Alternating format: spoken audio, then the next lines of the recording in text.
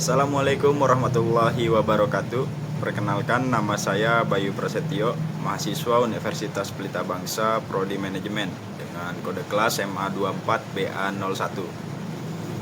Pada kesempatan kali ini, saya akan memberikan pendapat tentang jurnal yang berjudul Teori Organisasi, karya Ishak Husin. Organisasi adalah kumpulan individu yang bekerja sama untuk mencapai tujuan bersama. Namun, di balik kerjasama tersebut, seringkali terdapat dinamika kompleks yang melibatkan perbedaan pandangan, tujuan, dan kepentingan masing-masing anggota. Inilah yang menjadi organisasi sebagai labirin sosial yang menarik, di mana terkadang konflik muncul sebagai bagian dari proses.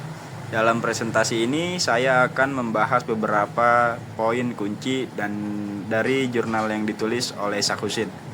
Kita akan mendalami tentang pentingnya tujuan organisasi, bagaimana struktur organisasi dibangun, dan peran kepemimpinan dalam mengelola dinamika yang terjadi di dalamnya. Selain itu, kita juga akan melihat bagaimana konflik dapat menjadi alat yang berharga untuk menciptakan inovasi dan memperkuat kerjasama tim. Mari kita mulai dengan memahami apa sebenarnya yang dimaksud dengan organisasi dan mengapa pemahaman tentang teori organisasi ini sangat penting, baik dalam konteks profesional maupun masyarakat luas. Jurnal Teori Organisasi karya Ishak Husin memberikan sudut pandang yang luas dan mendalam tentang bagaimana organisasi berjalan sebagai sistem sosial yang kompleks. Hal yang menarik dari jurnal ini adalah pendekatan holistik terhadap organisasi, tidak hanya dari sisi struktur dan tujuan, tapi juga dari sisi psikologis dan sosial para anggotanya. Penjelasan tentang organisasi sebagai kumpulan individu dengan tujuan yang berbeda sangat relevan dengan kondisi nyata di berbagai lembaga atau tempat kerja. Dalam situasi seperti itu, konflik menjadi hal yang dihindari. Namun, jurnal ini menunjukkan bahwa konflik bukan sesuatu yang harus ditakuti, melainkan perlu dipahami dan dikelola. Ini penting dalam realita, justru dari konflik sering lahir ide-ide segar dan perubahan positif. Yang membuat jurnal ini kuat adalah pemaparan tentang bagaimana struktur organisasi dan gaya kepemimpinan menjadi kunci dalam menjaga kestabilan dan arah organisasi. Struktur organisasi yang rapih membuat menyederhanakan koordinasi. Sementara pemimpin yang bijak berperan sebagai penyeimbang saat muncul gesekan antar anggota. Penulis juga menekankan pentingnya motivasi baik dari dalam individu maupun melalui dorongan dari pemimpin. Ini menjadi pengingat bahwa kesuksesan organisasi tidak hanya bergantung pada sistem, tetapi juga pada bagaimana manusia di dalamnya merasa dihargai, didengar, dan diarahkan. Saya pribadi merasa jurnal ini tidak hanya cocok dibaca oleh mahasiswa atau akademisi, tetapi juga sangat aplikatif untuk para praktisi di dunia kerja, apalagi dalam era yang serba dinamis sekarang, di mana organisasi dituntut untuk adaptif dan responsif terhadap perubahan. Secara keseluruhan, jurnal ini sangat membantu dalam memahami bagaimana teori-teori organisasi bisa diterapkan dalam praktik sehari-hari.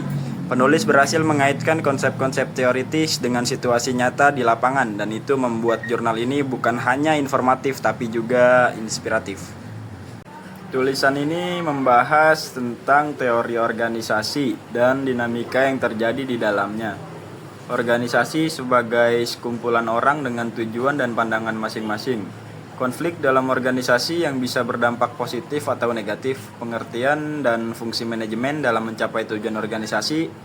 Saya sudah menganalisis semua halaman yang berjumlah 10 halaman. Mari kita mulai. Ringkasan tulisan ini, bagaimana cara organisasi mengelola perbedaan pendapat antar anggotanya.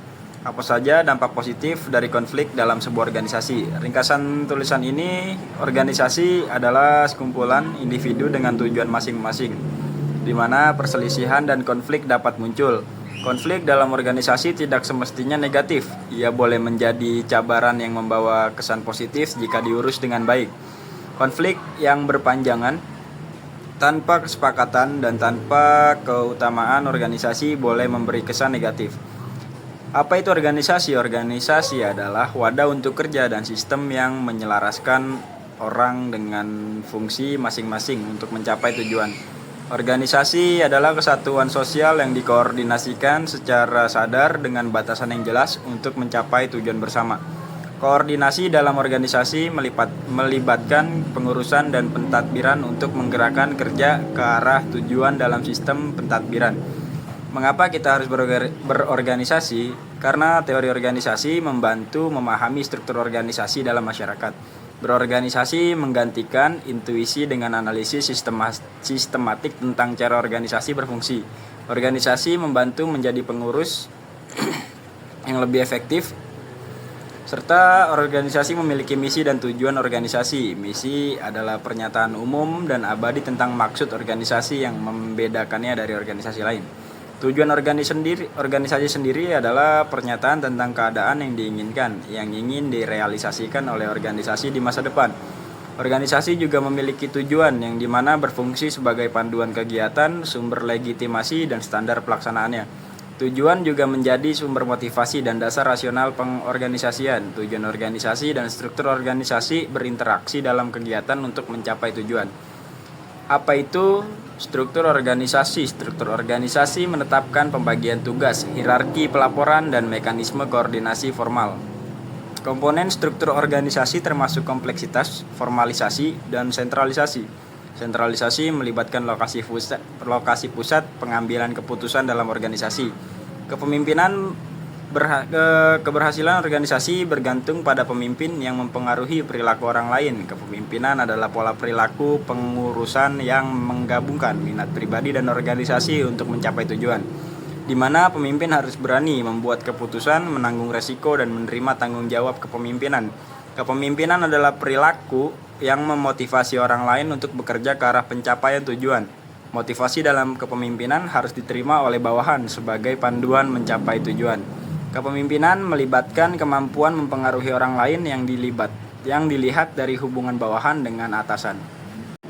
Seorang pemimpin juga harus memiliki sifat-sifat kepemimpinan yang dimana efektivitas pemimpin dapat dilihat dari kecerdasan, kepercayaan diri, dominasi, orientasi pada kenyataan, kesosialan, dan sikap hubungan kemanusiaan. Karakteristik utama kepemimpinan termasuk kemauan kuat, kekuatan, keinginan mencapai sesuatu, dan toleransi. Sifat-sifat utama pemimpin yang juga melibatkan kecerdasan, kedewasaan, motivasi, dan sikap yang berorientasi pada hubungan kemanusiaan. Pendapat lain tentang gaya pemimpin. Gaya pemimpin termasuk diktatorial, demokratik, paternalistik, dan free reign. Dictatorial leadership menekankan kemampuan memaksa keinginan untuk kepentingan pribadi. Democratic leadership menekankan kemampuan menciptakan moral dan kepercayaan atau kepemimpinan atau pemimpin, di mana leadership ini adalah orang yang menggerakkan orang lain untuk bekerja secara produktif mencapai tujuan perusahaan. Pemimpin harus memiliki kelebihan moral, jiwa, dan semangat, ketajaman intelek, keuletan, dan ketekunan. Kepemimpinan membutuhkan kecocokan antara pemimpin dan anak buah serta bakat sejak lahir. Sifat-sifat yang harus dimiliki oleh seorang pemimpin, di mana pemimpin harus memiliki keluhuran budi pekerti, ketinggian moral, dan perilaku. Pemimpin harus mempunyai visi, rasa pengabdian, dan tanggung jawab dalam mencapai tujuan. Pemimpin perlu memiliki teknik berkomunikasi, persuasi, motivasi, dan pengambilan keputusan. Sifat kepemimpinan. Efektivitas pemimpin dapat dilihat dari kecerdasan, kepercayaan diri, dominasi, orientasi pada kenyataan, kesosialan, dan hubungan kemanusiaan. Pemimpin harus berani mengambil keputusan, menerima resiko, dan bertanggung jawab. Pemimpin juga memiliki gaya dalam memimpin. Yang pertama itu gaya kepemimpinan termasuk otoriter, demokratis, dan liberal. Kepemimpinan autoritarian mengutamakan kekuatan posisi formal dan kurang memperhatikan kebutuhan bawahan. Kepemimpinan partisipatif melibatkan bawahan dalam perencanaan dan pengambilan keputusan. Kepemimpinan yang efektif menggabungkan kondisi pemimpinan, bawahan, dan pekerjaan. Seni kepemimpinan adalah menerapkan kepemimpinan yang tepat pada kondisi dan waktu yang tepat. Pemimpin sebagai sumber motivasi diterima karena keteladanan dan rasa hidup semati dalam kesusahan, di mana idealnya memiliki kemampuan menganalisa, menyusun organisasi, dan membuat organisasi berjalan lancar. Sikap pribadi yang menghambat motivasi. Ini adalah faktor penghambat. Motivasi berasal dari dalam diri sendiri seperti khurafat dan tahayul. Orang yang memiliki falsafah bagaimana nanti saja tidak mempunyai perencanaan dan motivasi. Etos kerja orang yang termotivasi itu etos berasal dari kata etika yang mempunyai pengertian ilmu pengetahuan tentang asas-asas moral seseorang. Etika bersifat atau berupa ucapan, perbuatan, tindakan seseorang yang terikat dengan tempat dan waktu. Baik buruk tindakan seseorang dilihat dari sudut pandang masyarakat bersangkutan. Orang yang termotivasi merencanakan, mengupayakan, mengusahakan, memiliki daya nalar yang kuat dan bersikap optimis. Di mana orang yang termotivasi memiliki kepercayaan diri, bertindak cepat dan proaktif, serta konsisten dan sabar. Orang yang termotivasi memiliki kesungguhan, ketelitian, kerja keras, kerja cerdas, pasrah, tawakal. Selanjutnya ada manajemen konflik. Konflik timbul dalam organisasi karena masalah komunikasi, hubungan pribadi, atau struktur organisasi.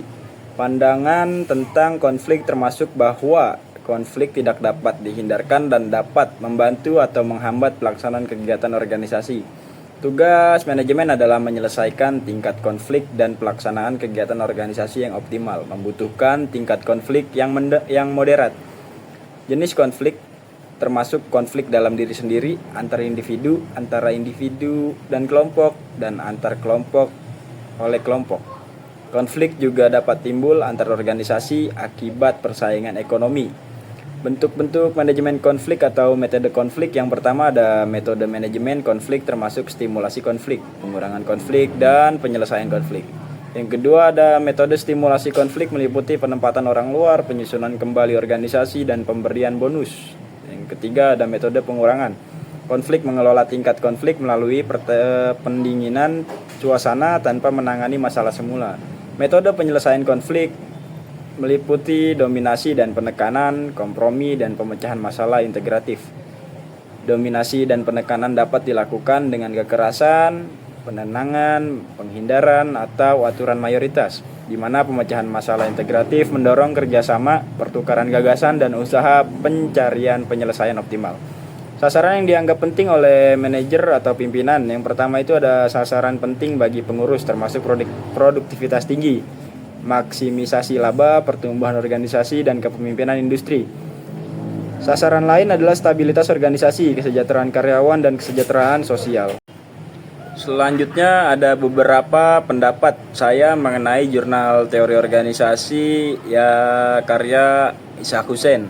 Yang pertama ada pengertian dan ruang lingkup organisasi. Jurnal ini dengan jelas mendefinisikan organisasi sebagai kumpulan individu yang berinteraksi untuk mencapai tujuan bersama.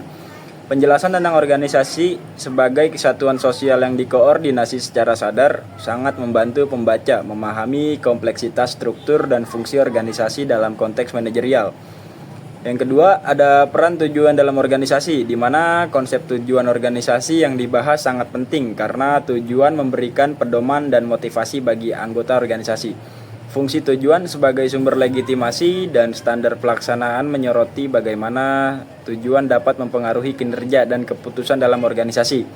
Ini sangat relevan dalam praktik bisnis saat ini, di mana visi dan misi yang jelas menjadi faktor kunci keberhasilan. Yang ketiga, ada konflik sebagai dinamika positif. Pendekatan jurnal ini terhadap konflik dalam organisasi sangat menarik. Jurnal menyatakan bahwa konflik tidak selalu berdampak negatif dan bahkan dapat menjadi tantangan yang mendorong inovasi. Ini memberikan perspektif yang seimbang tentang dinamika interpersonal dan bisa menjadi pendorong bagi pertumbuhan organisasi jika dikelola dengan baik. Yang keempat, struktur organisasi yang diterapkan.